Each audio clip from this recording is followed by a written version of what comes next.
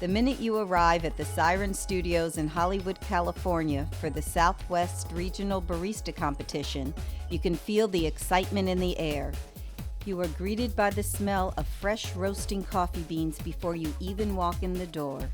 All your senses are on high alert that something great is about to happen. This generation has taken the old art of making the perfect cup of coffee and turned it into a contemporary art form. The baristas of today have shot the coffee industry with more than espresso. They bring an enthusiasm and a new look to the industry, down to the pots they designed to brew it in. The old come to encourage the new, like Johnny, who goes to every barista competition all over the world. Hi, and we're with? I'm Gianni Casatini. I'm working for Nuovo Simonelli, espresso machine, sponsor for the World Barista competition.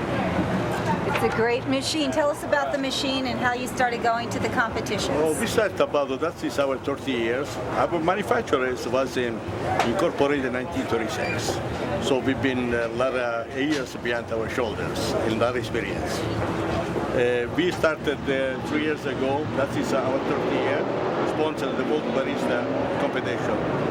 As a company, we are very honored to participate in this coffee industry. Do you go to every competition across the world? Yes, I do every regional. I have another two to go, two regional, one in St. Louis and the other one is in New York. And then I'm going for the final in Houston, Texas. In Texas? Yes. Do you also go, do they have an international one too? Yes, every time it's a World Barista. Last year I was in London. Actually, last year Mike Phillips he became the World Barista in America. I was so proud for him, to be the World Barista company. Next year it's going to be Colombia, Bogota. You going? Of course. The event is split between two rooms. One is for the water brewing competition, and the other's for the barista competition. And we're with? Marcus Bonney from the Specialty Coffee Association. And he is so sweet. He's going to take us around, show us what this is and where we're at, and help me out here. Give you the guided tour, absolutely. Well, All right. We're starting in Studio 1 here, which is home to the United States Barista Championship Brewers Cup, which is a competition that focuses on manual brewing as a coffee brewing method, too. You're going to see a lot of folks up here that are kind of going back to basics with coffee. You're seeing they're using some old techniques as far as what we call pour-over coffee service, where they actually let they have the water. They brew the water themselves, they heat up the water, and then they take it over the grounds of the coffee and let the coffee drip through into the cup then, too. So then they don't use any machines at all? No. It's all, okay, you want to show us? Yeah, absolutely. The only Show us. machines that we use are actually to heat the water, and of course the grinders to grind the coffee then as well, too. You can see actually right here, Eaton is doing a pour-over method using, looks like a V60, no, wait. Thank you. Melita, you said, right? Galitas. Perfect. 3 holes in the bottom so you can see how it's actually extracting all the way through. And his method right now of him pouring the water is very exact to the profile that he's trying to achieve. I never realized that brewing water was anything but brewing water. I was wrong. It's a science and it's a passion of many. The brewing competition begins. The brewing is precise and is judged not only for how the water is poured, but also for the presentation. Unlike the baristas, they don't have music playing, and the room is silently watching and judging. This is the final day of the brewing and the barista competitions. Each finalist picks their own music for the barista competition and choreographs the routine down to the last note, bowing with the presentation of their cup to the judges. They have a 15-minute race against the clock. Everyone has their own story on how they prepare for the competition. We're back in the competitors' room, and this is Eden from Georgia. Yes, I'm from Atlanta, Georgia. I work at Element Coffee Company there. Do you? And what did you do with this competition? What did you create? I came to compete out of region for this competition. What we do is we have our regionals throughout the country, and I was able to come to this regional, even though I do not live here, and compete for 4 judges score, like full judges scoring, and get feedback and learn a little bit more from what I'm doing. How do you even go about it? I mean, you know, how did you decide to become a barista? How did you like come to compete? You know, this is foreign to me, so you know. I kind of fell into it. I got a job in a coffee shop because I was interested in it, and it's a fire that gets you going. Like it's a very cyclical thing. You get caught up in it, and I love it. It's really my passion. Well, it's like an art. I mean, it's truly like is. an art. So what did you do? What did you show the judges?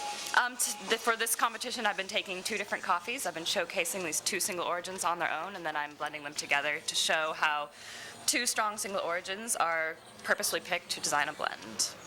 So when you do this competition, is it more about the blend? Is it about the presentation? Is it about It's how all you about present everything. it? It's technical, sensory, how you're talking, how you're presenting, you're communicating your message. So then how do you decide what you want to do? In other words, you go, okay, I'm going to go to the barista competition. Yeah. I'm going to be great. What am I doing?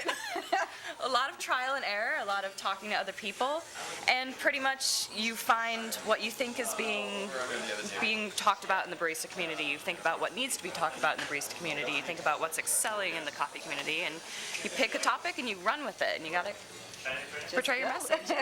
Hi, this is Nick. He's showing me how to do a facial. Yeah, facial. A cup facial. So what are you doing? Yeah, I'm just polishing right now. So before you get on stage, sorry, that's my phone.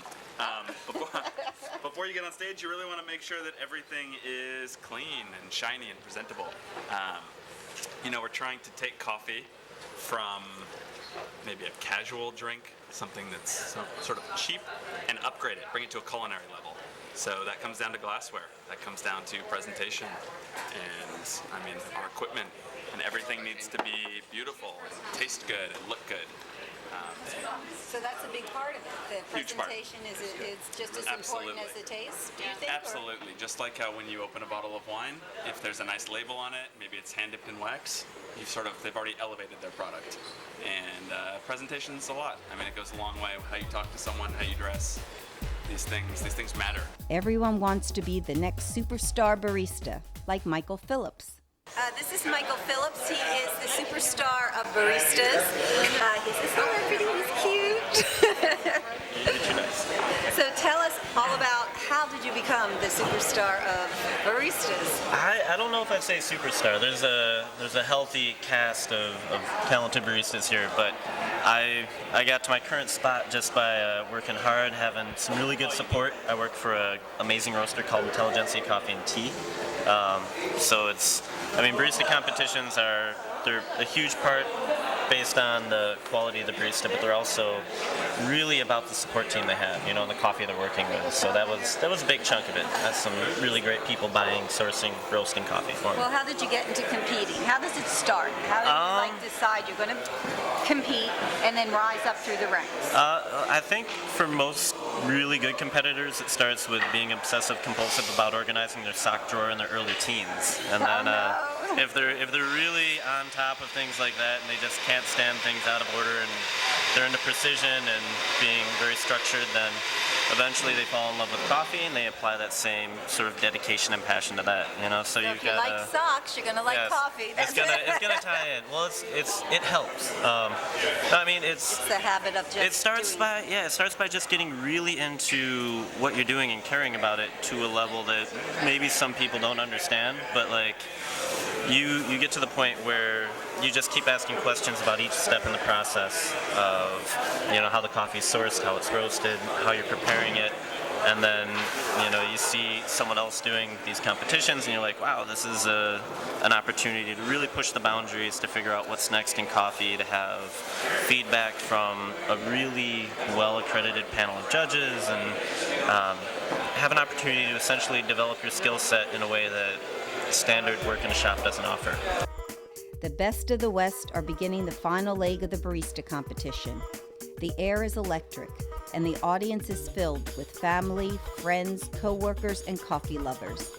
The music is an example of the times and fills the air with a youthful energy.